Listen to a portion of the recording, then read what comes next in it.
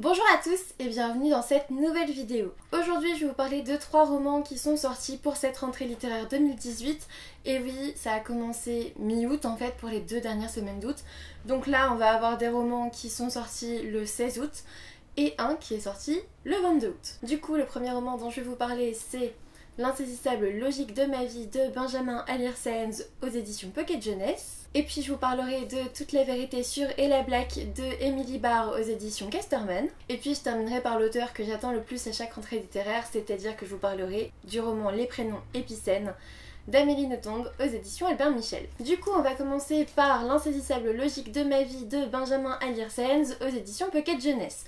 Dans ce roman on va suivre Salvador, appelé Salvi, qui est un jeune homme qui a été adopté à l'âge de 3 ans par le meilleur ami de sa mère. Et donc celui qu'il a toujours considéré comme son père est issu d'une famille mexicaine, donc déjà on va avoir des choses assez intéressantes entre américains et mexicains parce que Salvador, lui, il a peut-être un prénom qui fait très mexicain, mais il n'est pas du tout typé.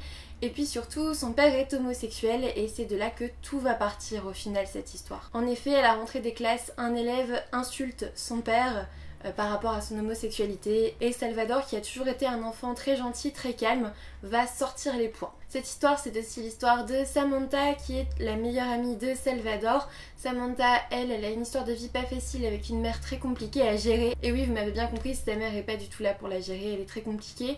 Et puis on va aussi suivre Fito, un de leurs amis. Fito, lui, ça va plus être dans des problématiques de drogue. Bref, vous l'aurez compris, on va avoir un panel pas possible de sujets importants. On va parler homosexualité, amour, amitié, mais aussi famille monoparentale, adoption, et puis encore addiction, et puis aussi le chagrin, le deuil, la quête d'identité à l'adolescence. Bref, ce roman, c'est moins une intrigue que des personnages. Je m'explique. En fait, dans ce roman de Benjamin Alire Sáenz, on n'a pas vraiment d'intrigue importante. C'est pas ça qui est important. C'est prévisible, il n'y a pas de surprise. Enfin, il y a quelques surprises, mais c'est pas vraiment sur l'intrigue qu'on s'appesantit en fait. On va surtout avoir l'histoire de personnages. En fait, cet auteur, pour moi, il m'a raconté des personnages. C'est ça, c'était vraiment des personnages phares, importants, vraiment saisissants. Rien que le père de Salvador, moi je l'ai adoré, il s'appelle Vicente. Et je pense que c'est comme ça que ça se dit, je sais pas, Vicente, je sais pas.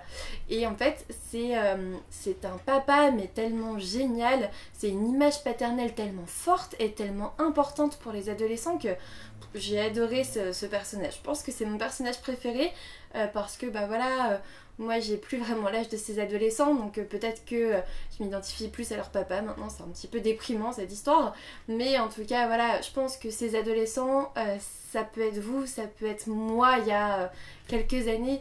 En fait c'est l'histoire d'adolescents lambda qui passent par des difficultés pas possibles, hein. Vraiment ils ont des événements de vie mais très très compliqués, mais ça existe, c'est réaliste. Moi je les suis ces gens là, donc clairement je suis d'accord pour dire que c'est réaliste et que c'est pas trop, ça peut arriver. Et j'ai juste adoré quoi. J'ai adoré la plume de Benjamin Alire Sáenz que j'ai dévoré. J'ai vraiment adoré sa plume, ça se voit, il y a des signets un peu partout. Mais en plus, j'ai adoré découvrir ces personnages et les suivre jusqu'au bout. Alors oui, je savais dès le premier tiers du roman qu'à la fin j'allais pleurer. Clairement, c'était sûr. Ça évoque des thèmes qui me touchent beaucoup, j'allais forcément pleurer. Je dis pas que tout le monde va pleurer, mais moi c'est quelque chose qui me touche parce que ça m'est arrivé il y a pas si longtemps que ça. Et du coup voilà, il y a des choses qui me touchent comme ça, mais comme je vous dis, justement, ce sont des événements de vie qui peuvent arriver et on réfléchit là-dessus ensemble et on réfléchit finalement avec Salvador, avec Samantha, avec Fito, à l'insaisissable logique de notre propre vie à nous, parce que la vie elle est pas logique, les accidents c'est pas logique, la mort c'est pas logique, l'amour c'est pas logique, bref. En fait on s'aperçoit en lisant ce roman que très peu de choses sont logiques dans notre propre vie et voilà, ça m'a vraiment beaucoup plu. En fait on est dans une sorte de quête initiatique de Salvador et de ses amis et on se retrouve finalement dans notre propre quête initiatique grâce à ces personnages vraiment saisissants. Moi je tiens à préciser que j'avais pas du tout lu Aristote et Dante découvrent les secrets de l'univers, donc je ne connaissais pas cet auteur, donc c'est la première fois que je le lis. Et vous l'aurez compris, je vous le recommande totalement parce que ça a été un vrai petit coup de cœur pour moi. J'ai adoré ce roman, je l'ai lu en 2 jours, je crois, maximum. Voilà, je vous le recommande chaudement. C'était mon premier livre de cette rentrée littéraire, je crois, et j'ai pas été déçue. Ensuite, je vais vous parler de Toute la vérité sur Ella Black d'Emily Barr aux éditions Casterman. Dans cette histoire, on va suivre Ella Black, bien sûr, qui vit en Angleterre et qui du jour au lendemain va se retrouver à Rio avec ses parents. Je vous en dirai pas plus parce que, en fait, c'est ce qui est noté derrière et en fait, la 4e de couverture, le résumé est très mystérieux. En fait, on vous dit simplement que Ella, elle va taper son nom sur internet parce qu'elle ne sait pas qui elle est et qu'elle recherche qui elle est. Donc à partir de là, vous faites toutes les hypothèses possibles sur l'intrigue. Et moi, je m'étais totalement plantée et c'est ça qui m'a beaucoup plu. En fait, je pensais pas du tout arriver dans ce genre de roman. Et ça m'a vraiment plu de me planter sur mon idée de l'intrigue, si vous voulez. On est dans un thriller psychologique, oui, mais c'est pas sanglant, c'est pas, voilà, c'est pas méchant, quoi. Ça peut être lu par des personnes assez jeunes, c'est pour ça que je crois qu'il est mis au plus de 13 ans. Il n'y a pas de souci, c'est pas un thriller psychologique comme vous pouvez en trouver pour les adultes. Là pour le coup c'est un thriller psychologique parce qu'on ne sait pas qui est Ella et on ne sait vraiment pas comment va se terminer cette histoire une fois qu'on connaît un petit peu plus de vérité sur elle. En fait, du coup, ce que j'ai beaucoup aimé dans ce roman, c'est d'abord l'héroïne.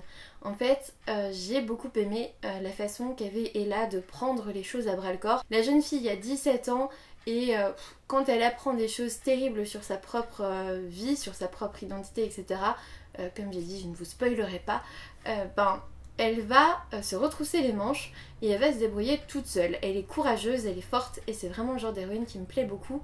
Du coup, rien que par ça, j'étais totalement séduite. Ensuite, au niveau de l'intrigue, comme je vous l'ai dit, je m'attendais tellement à une autre sorte d'histoire que j'ai adoré me planter et du coup j'ai adoré découvrir cette histoire là. En plus la majeure partie de l'histoire se déroule à Rio et j'ai adoré découvrir Rio parce que voilà, moi je suis jamais allée au Brésil et vous savez découvrir le Christ comme ça sur la montagne, les favelas de Rio et tout, en fait on se fait une idée avec plein de préjugés vu qu'on habite en France et qu'on n'y est jamais allé et moi j'ai adoré découvrir cette vision là en fait du Brésil et du coup je me sentais quasiment là-bas, je me suis sentie vraiment immergée à Rio parce que les descriptions sont assez complètes et c'était vraiment bien fait. Ensuite forcément on a les codes du young adult, c'est-à-dire qu'on va retrouver une adolescence en pleine quête identitaire, le résumé vous le dit, elle ne sait pas qui elle est, elle cherche même sur internet pour savoir qui elle est et du coup pour moi il y avait une sorte de suspense parce que j'avais très envie de découvrir cette fameuse vérité sur Ella Black et j'avais envie de savoir comment ça allait se terminer. Une fois que j'ai appris toute la vérité sur elle, je me suis dit mais comment elle va s'en sortir avec ça et du coup j'ai été happée jusqu'à la fin que j'avais deviné, je me suis dit que ça pouvait finir que comme ça mais quand même j'ai été saisie, j'ai été pas mal surprise et c'est un thriller psychologique qu'il a totalement fait avec moi. Alors vous l'avez peut-être vu sur le blog et sur un update lecture l'an dernier je pense, l'auteur Emily Barr avait écrit aussi Flora Banks. Moi j'avais pas trop été séduite, j'avais vu qu'il avait fait pas mal de bruit, il y en avait beaucoup qui l'avaient aimé. Moi je suis passée un peu à côté de ce roman et du coup je suis super contente d'avoir découvert ce dernier roman d'Emily Barr parce que j'ai juste adoré. Donc voilà, je vous le conseille vraiment si vous avez envie de thriller young adulte, pas sanglant, pas gore, rien, on est tranquillou mais il y a du suspense en fait sur la vie, sur la vérité justement d'Ella Black et moi j'ai été prise jusqu'à la fin, j'ai dû le lire en 2 jours aussi. Je l'ai dévoré. En fait, le seul point négatif pour moi de ce roman, ça a été la romance qu'il y a au milieu de l'histoire. Si vous voulez, c'est une romance type coup de foudre intersidéral. Elle le voit dans le hall et bam, c'est l'homme de sa vie, quoi, c'est sûr. Alors oui, à 17 ans, c'est possible. Parfois, il y a certaines jeunes filles un peu immatures qui vivent comme ça. C'est possible, mais ça avait pas trop sa place dans l'histoire. En fait, je trouvais que c'était un petit peu surajouté là pour mettre une romance et que c'était un peu trop. C'était vraiment too much. C'était pas crédible du tout pour moi. En tout cas, pour moi, c'est pas comme ça que ça se passe, à part si on est immature en général. Et à 17 ans, on fait plus vraiment comme ça. Maintenant aussi, j'ai oublié de vous dire un truc super important en fait. C'est un truc que j'oublie jamais de dire. Le côté psychologique de ce roman, il était vraiment cool. Parce qu'en fait, au tout début, on découvre une Ella Black, mais qui est super effrayante quoi, elle est super bizarre. En fait on découvre une Ella Black à laquelle je m'attendais pas, c'est-à-dire qu'elle est effrayante. Ses pensées sont bizarres et elle est un peu comme dédoublée entre une bonne partie d'elle et une mauvaise partie d'elle. Voilà, elle est scindée en deux et ça c'était très particulier, hein, voilà.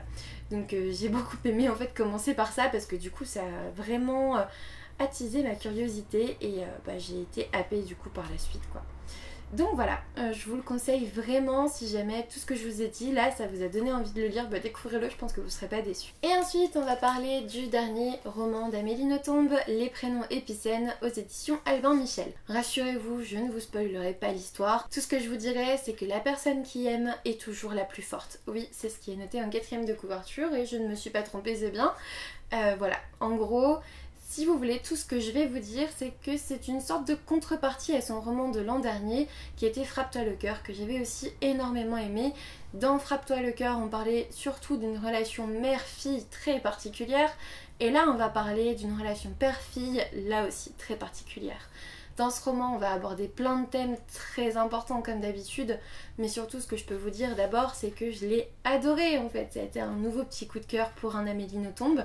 Je n'ai pas aimé tous les romans d'Amélie Nothomb, c'est important de le dire. Il y en a certains à côté desquels je suis un peu passée, il y en a certains qui m'ont ébloui d'intelligence en fait. Ce que j'aime bien chez Amélie Nothomb, c'est cette écriture qui me paraît intelligente. C'est peut-être pas le mot, mais en fait j'ai l'impression que chacune de ses phrases sont travaillées encore et encore jusqu'à ce qu'elle saisisse vraiment le sens exact qu'elle veut donner à ses propos. Et c'est ce que j'aime beaucoup en fait dans les romans d'Amélie Nothomb, c'est ce que j'aime énormément, c'est ces phrases très bien tournées, très bien travaillées qui trouvent un certain écho en moi aussi. Je pense que c'est ça aussi qui fait les choses, c'est qu'il faut comprendre ce qu'Amélie Nothomb vous explique. Du coup je vais au moins vous donner les thèmes importants de ce roman. Dans ce roman on va bien sûr parler d'amour, un amour déraisonnable, fou, assez impressionnant en fait. On va aussi parler de la vengeance que cela peut occasionner, une vengeance elle aussi totalement folle et étrange. Et puis bien sûr on va parler haine aussi parce que l'amour va rarement sans la haine. Et puis tout ça un peu enrobé de mensonges, de trahison et de tout ce qu'on aime bien lire en général dans ces romans. J'ai totalement dévoré cette histoire. Si vous voulez, je l'ai commencé un soir à 22h et je l'ai fini avant de dormir. J'étais un petit peu déçue de l'avoir lu aussi vite, mais en même temps l'an dernier j'avais pris mon temps pour lire Frappe-toi le cœur pour le savourer et je crois que j'avais pas trop aimé faire ça. Là je l'ai lu vraiment en une lecture et c'était top. J'ai adoré le dévorer, même si maintenant il faut attendre un an. Heureusement j'ai pas encore lu tous ces romans donc je vais pouvoir m'en faire quelques-uns pour attendre.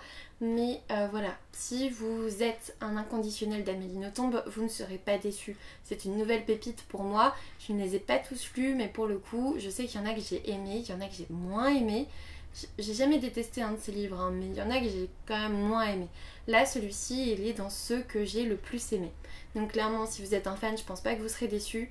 Et si vous n'avez jamais lu d'Amélie Nothomb, alors je vous envie. Je vous envie vraiment parce que moi aussi, j'aimerais bien être cette fille qui découvre pour la première fois cette plume et qui en est vraiment mais saisie, ébahie. Parce que là oui, en effet, je suis ébahie à chaque fois que j'ouvre un de ses romans, mais c'est plus pareil, je sais à peu près à quoi m'attendre. Je connais son style d'écriture, je connais sa plume. Vous pouvez très bien commencer par ce roman, je pense pas qu'il vous décevra. Du coup, j'en dirai pas plus sur ce roman parce que Amélie Nothomb fait des romans de 155 pages. Du coup, je pense que j'ai dit les thèmes principaux et que ça suffit. Tout ce que vous avez besoin de savoir, c'est qu'il était vraiment génial et que j'ai hâte d'être à l'an prochain pour le prochain roman. Et je pense que je vais en sortir un de ma pile à lire dans les prochains mois quand je serai un peu en manque de sa plume. Cette vidéo est maintenant terminée. Je vous ai parlé des 3 premiers livres de la rentrée littéraire 2018 que j'ai pu découvrir. Ça a été tous les 3 de très bonnes lectures, donc du coup j'espère que les prochains seront pareils. N'hésitez pas à me dire si ces romans vous tentent, si vous les avez lus, ce que vous en avez pensé. Un petit pouce bleu, un abonnement si ce n'est toujours pas fait, ça me fera toujours plaisir. Et puis moi je vous dis à bientôt pour une nouvelle vidéo.